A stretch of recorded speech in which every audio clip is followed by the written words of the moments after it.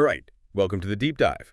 Today, we're locking onto a brand new target, Persona 5, the Phantom X. Now, if you've ever, donned a Phantom Thief mask before, that title probably just lit up your radar. Oh, yeah. This isn't just a rerun, folks. It's a fresh infiltration, and what we're trying to figure out is, well, how it plays by the old rules, what new tricks it's got up its sleeve, and ultimately, if it's time to get hyped. Exactly. We've been digging deep into the intel on this one. I mean, everything from YouTube combat guides, social link explanation. All-out attack showcases, love Oh, those. yeah, those two. Plus, PC specs, soundtrack info, game reviews, Reddit discussions, the works. Right.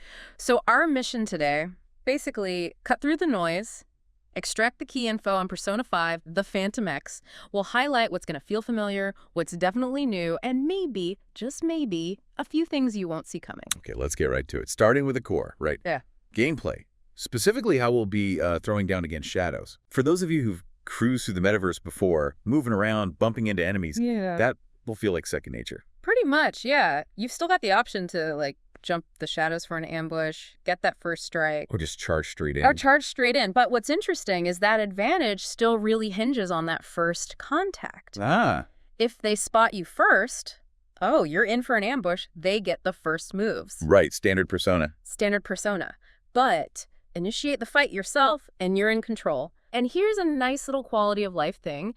If your team is way overleveled, you can just instantly zap those weaker shadows right there in the overworld. No need for a full battle screen. Okay, that's Annie. Save some time. Definitely. So once the battle actually starts, the turn-based system is back. You'll see that familiar turn order up top based on speed.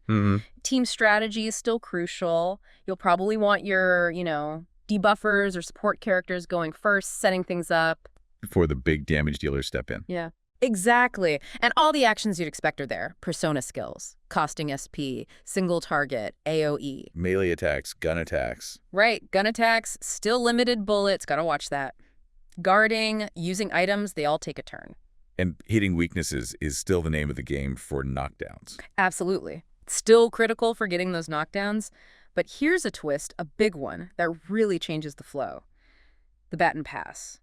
Okay, what's different? After you knock down an enemy with a weakness hit, you have to switch. Oh, have to. Not optional anymore. Nope, not optional. You knock them down, you pick another character to follow up. Huh. That does change the rhythm.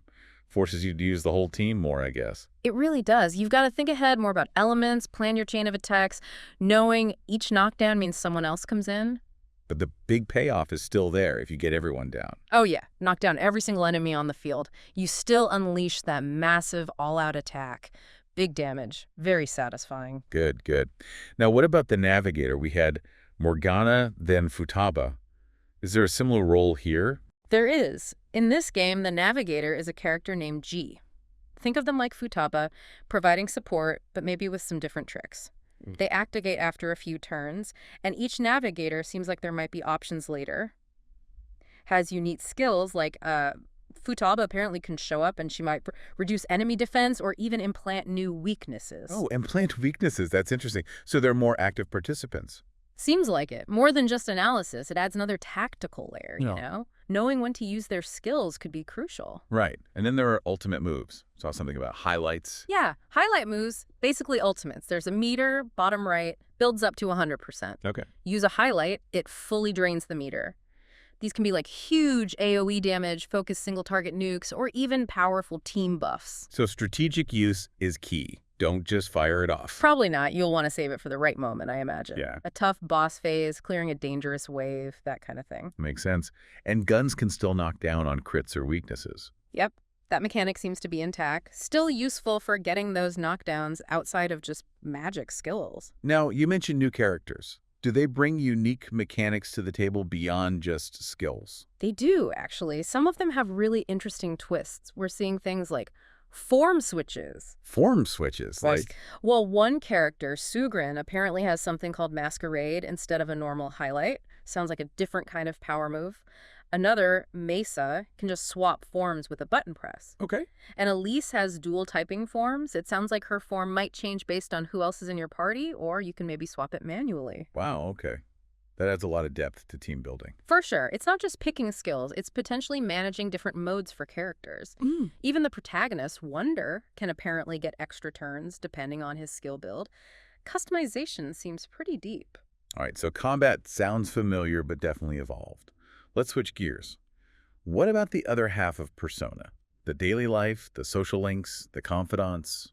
Still a massive part of the game, absolutely. Building those bonds, getting those perks, it's all back. Thank goodness. But there's a new resource you need to manage. Energy points. They look like little hourglasses. You get 5 per day to spend. 5, okay. And what do they get spent on? Pretty much everything outside dungeons. Pretty much, yeah. Working part-time jobs for cash and stat boosts. Going to the movies. Catching a flick for social stats, exactly.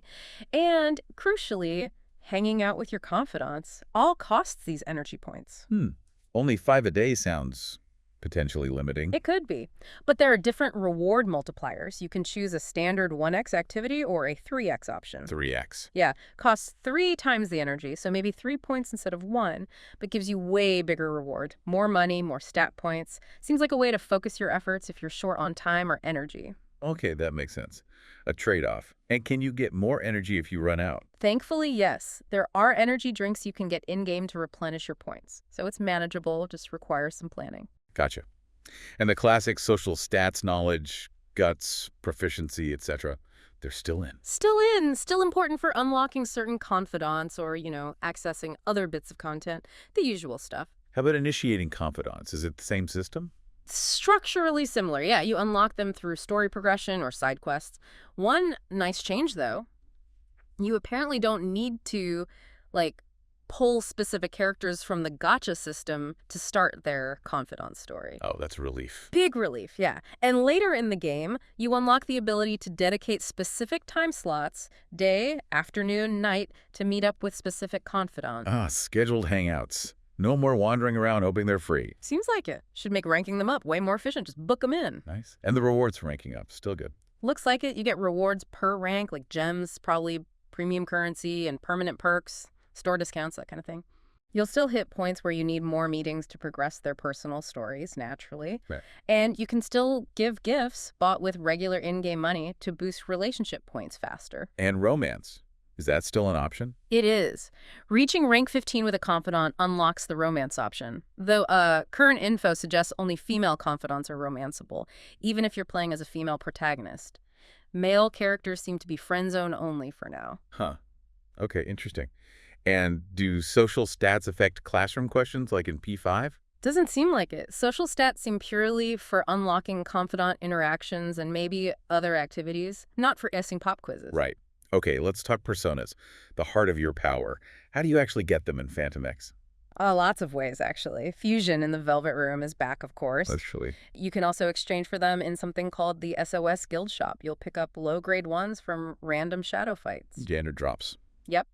And there are also dedicated persona farms, areas where you can specifically grind for certain personas. Persona farms. Okay, tell me more about that. Seems like specific zones or missions where you can target particular personas you need. Makes collecting less random, hopefully. And the compendium is back to store them all. Yes, thankfully. Max capacity is listed as 149, which is pretty generous.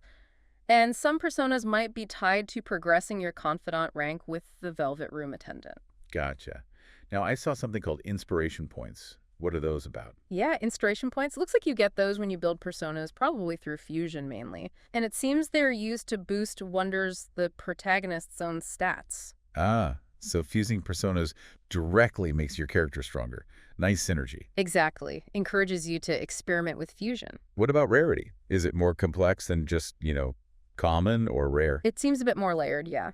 There are different color-coded rarities, blue, yellow, and then rainbow for the top tier. Rainbow. Yeah. But within each rarity, there's also a ranking, and this ranking affects the persona's max level potential. So you could get 2 rainbow personas, but one might have a higher level cap than the other. Precisely. A top rank rainbow might go to level 70, while a lower rank rainbow might cap out earlier, maybe 60 or something. So it's not just about getting the rarity, but also the quality within that rarity. Okay. Layers upon layers. Fusion still requires specific recipes. Seems so. specific personas needed for specific results. And there's a bonus for first-time fusions. That's where you get those inspiration points we mentioned. And if you fuse something you already have. Instead of points, you get coins. These coins have a specific use. Right. You mentioned persona farms earlier. Do they help with the randomness? They should. Plus, they apparently have a pity system built in. Oh, like the gacha? Sort of. Yeah. After a certain number of attempts farming a specific persona, and the number depends on its ranking, you're guaranteed to get it. Takes some of the pure RNG frustration out. That's a good addition. Okay, skill inheritance. Crucial for custom builds. How does that work? It involves using duplicate personas you own as fodder, basically. Material for the one you want to power up. Thanks. When you use a duplicate, it randomly offers one of its skills to pass on. You then choose if you want to add that skill to the main personas list. Random skill inheritance. That could be tricky. It could be. You might need a few duplicates to get the skill you want. Once it's on the list, you can equip it, but you still have limited active and passive skill slots. So you have to choose carefully. Can you get rid of skills you don't want? Yep, you can delete unwanted skills to make room.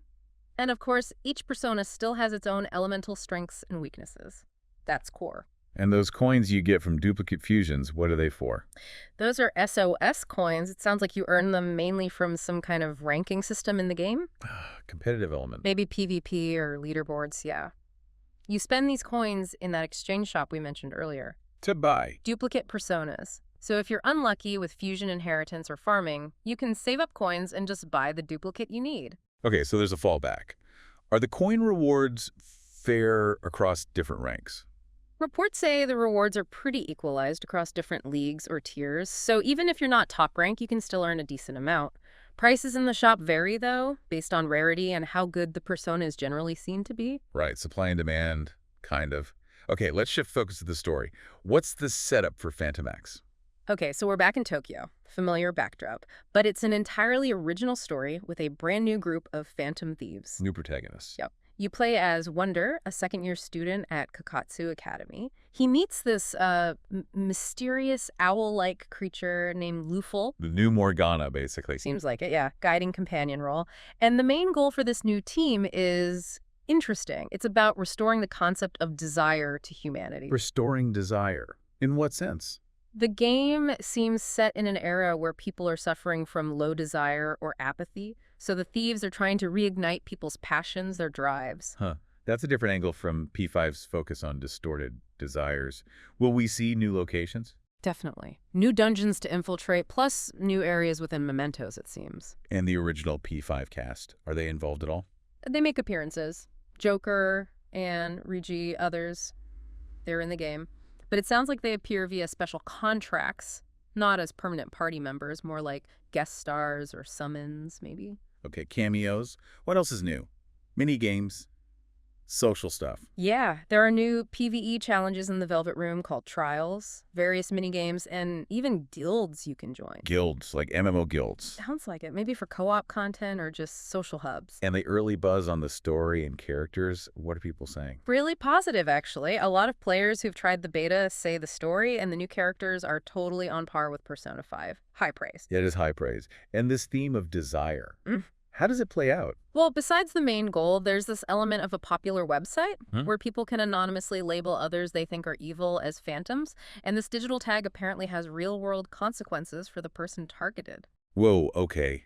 That sounds like it taps into some very modern anxieties.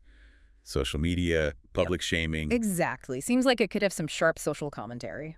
And Wonder, the protagonist. What's his deal initially? He starts off pretty apathetic, apparently, but awakening his persona gives him a new will to live, a purpose. Classic Persona awakening arc. Pretty much. And the opening scene is apparently quite cool. It mirrors the start of P5 with Joker in trouble. Yeah. But then it pulls back, reveals it's actually Wonder dreaming it. A neat little twist. Nice nod to the original. Are there theories about where this fits in the timeline? Is it a sequel? Alternate universe? Lots of theories. One popular one is that it's an alternate reality where the original Phantom Thieves maybe didn't exist, or perhaps it follows the less than ideal ending of Persona 5. Ooh, the bad ending route. That'd be dark. Could be. There's also talk that Wonder has visions of bad futures, and the new team is trying to prevent those outcomes. Add some stakes. Okay, intriguing stuff. Yeah. The practicalities. Who made this, and when can we actually play it? It's developed by Perfect World Games, primarily for mobile, but also PC. Importantly, it's licensed by Sega and Atlus, so it's official. Right, not just a knockoff. Definitely not. It had an open beta in China, Taiwan, Korea, etc. back in April 2024. Japan gets it from Sega in May 2025. And for the rest of us, worldwide release. Worldwide release, PC and mobile, is set for June 26th, 2025. June 26th. Okay, not too far off now. What about PC specs? Do I need a beast of a machine? Nah, seems pretty reasonable. Minimum is like an i3 7300, 8 gigs of RAM, a GT 750 Ti, pretty modest. Okay. Recommended specs are an i5 8500, 16 gigs of RAM, and a GTX 1060 6 gig card. Needs about 22 gigs of storage space. All right. Fairly accessible then. Good to know. And the music. Persona soundtracks are legendary. Oh, yeah. The original music composed just for P5X is apparently really good. People are calling tracks bangers. Love to hear it. Part 3 of the soundtrack even dropped recently on streaming services in China, April 2025. Includes the new opening song, Show Stealer, which you can actually find globally on Spotify right now. Oh, nice. I'll have to check that out. Does it reuse P5 music too? It does reuse some tracks from Persona 5, yeah. So you'll get that hit of nostalgia alongside the new stuff. Perfect blend. Okay, last big topic, and it's often a contentious one. Gacha elements. Ah, yes, the gacha. It's in there. It's primarily how you acquire personas, and maybe weapons too. People compare it to Genshin Impact's system. Okay. How generous is it? Or how grindy? Early word is that it's reasonably generous with giving you pulls through just playing the game, but you know, the odds. A guaranteed 5-star pull takes about 80 attempts. 80 pulls for a guarantee. Standard-ish. Pretty standard, and when you do hit that 5-star, there's a 50-50 chance it's the limited time featured character versus one from the standard pool. The dreaded 50-50. Is there anything for beginners? There is. A beginner banner lets you pick a standard 5-star character of your choice after doing 50 pulls on it. Helps you get started with a strong unit. That's decent. And weapons are on banners too. Yep. Separate weapon banner. Interestingly, pulls on the weapon banner apparently cost less than pulls on the character banner. Oh, why is that? Are weapons less impactful? They definitely impact stats, HP, attack, defense, but they also have passive abilities that get stronger as you rank up the weapon. Ah, so they have unique effects too. Exactly. And these passives can vary a lot and really influence how a character plays or what build you go for. So they are important, just maybe structured differently in the gacha. Gotcha. Okay, wow. That was a lot of ground covered. Let's try and boil it down. Quick recap. Sure. So Persona 5, the Phantom X combat, familiar turn-based, but with twists like the Force Baton Pass and Active Navigator skills. Social Link's Confidant's back, but managed with a daily energy point system. Personas, deep customization via fusion, inheritance, farming, plus that new rarity ranking system. Story. Brand new plot and characters in Tokyo, tackling themes of desire and apathy, with cameos from the original crew. Technicals. Worldwide PC mobile launch June 26th, reasonable specs, killer soundtrack mixing old and new, and finally, gacha. It's there for Persona's weapons, seems relatively standard for the genre with PD systems and beginner benefits. So, bottom line. Yeah. It wears the Persona 5 skin, but it sounds like there's a whole new beast underneath. That's a good way to put it. It's definitely leveraging that P5 foundation, the style, the core mechanics, but adding enough new systems, a new story, new characters, that it really does seem like its own distinct experience. Right.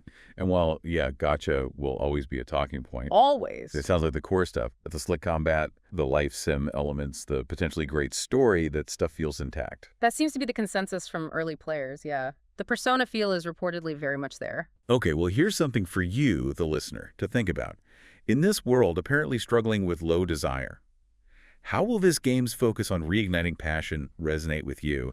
And come June 26th, what kind of Phantom Thief are you going to be? Good question. That's all the time we have for this deep dive. Until our next exploration.